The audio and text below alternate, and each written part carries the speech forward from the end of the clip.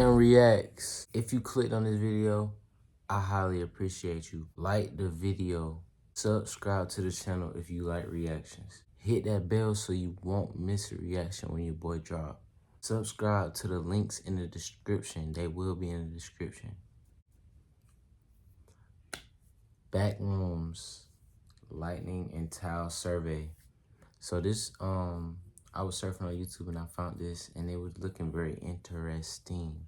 So let's get straight into it, man. Y'all just react with it. React to it with me. Yeah, let's go.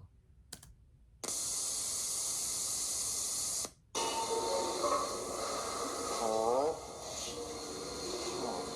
Today is November 14th. It is a Tuesday. November 14th? Is that Valentine's Day? Oh, it's February. I'm tweaking. It is incredibly cold. It look like it's cold in there. By the time you're watching this, actually have a decent heating system down here. That'd be nice. Die of hypothermia. But that suit is like trippy. Put some straps in the bin right there. Make sure to get the red one, right? Because the green one reads. Confirm.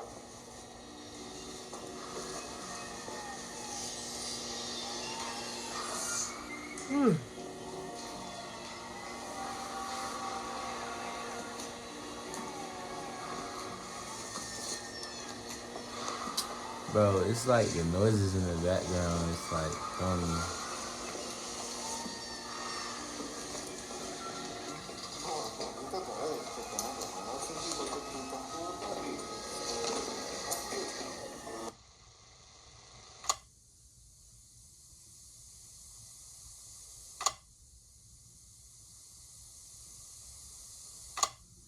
Oh, like the tiles in the ceiling. But where they at though?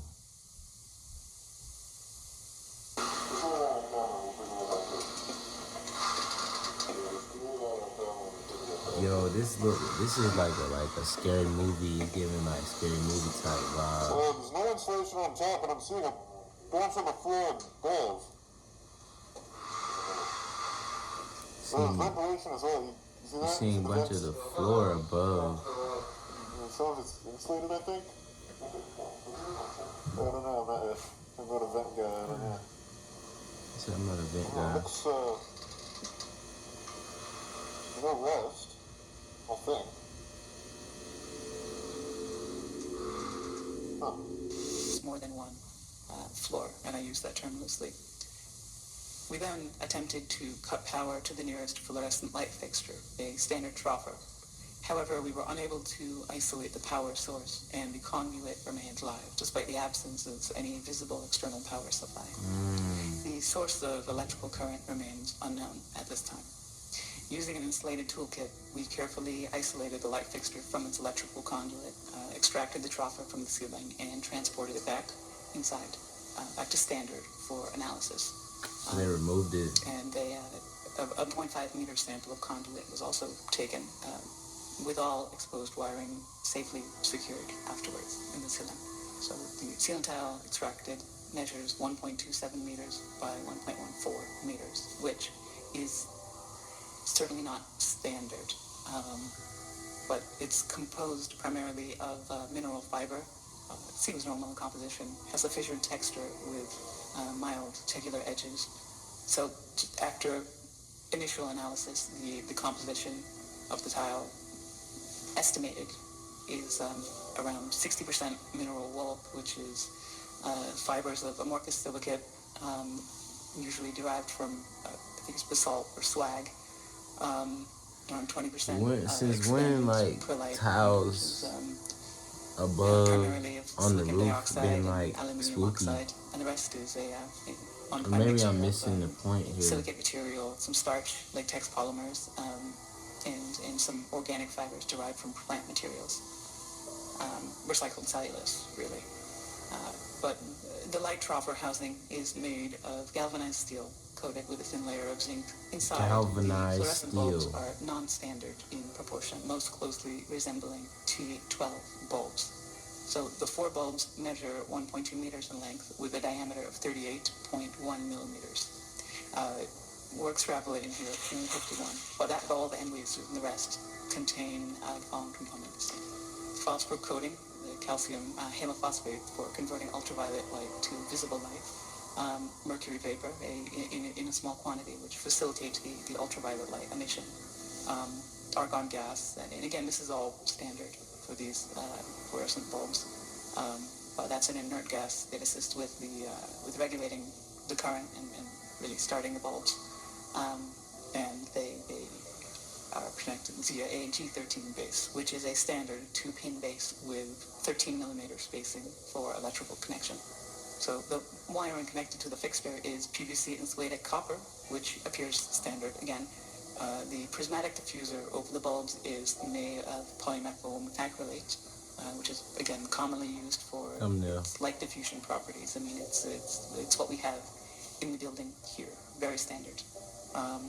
But we also inspected the ballast, which is of the electromagnetic type.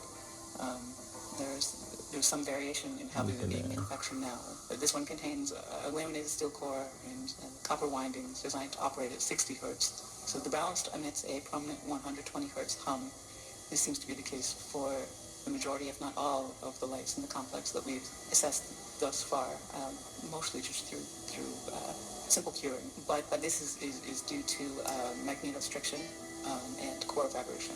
The noise may be exacerbated by loose lamination plates or degradation of the insulating potting material over time. So those lights do deeper than running for a little bit. I mean, what we despite think its age, they the ballast is functional. Its large proportion suggests it was built for a non-standard space, not something you find in the majority of offices or.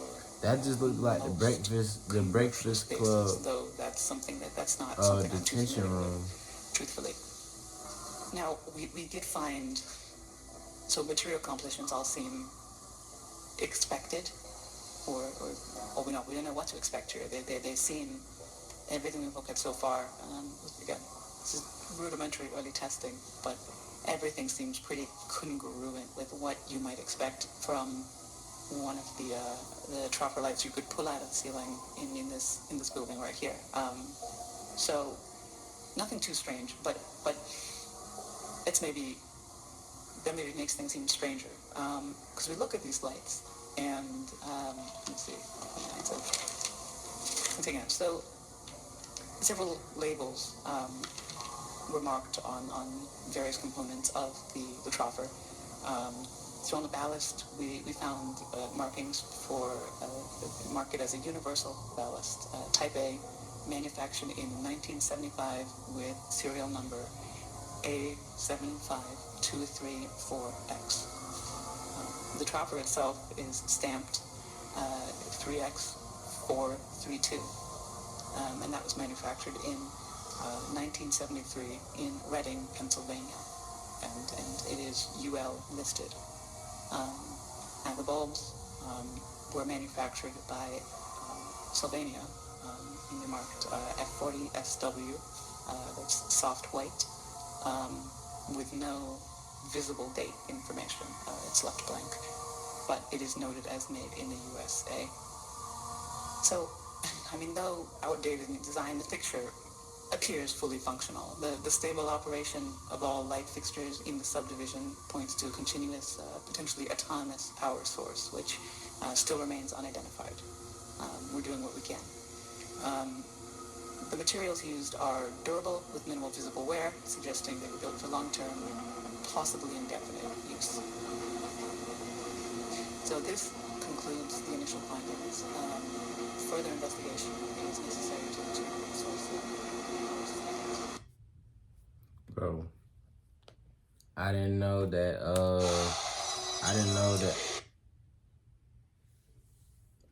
that tiles and ceiling roofs and all that could be creepy, but hey, if you made it to the end of the video, I highly appreciate you. Just like if you clicked on the video, man. Make sure you like the video. It's your boy CrimeWatchReacts. I'm gonna catch y'all in the next reaction, man. We gone.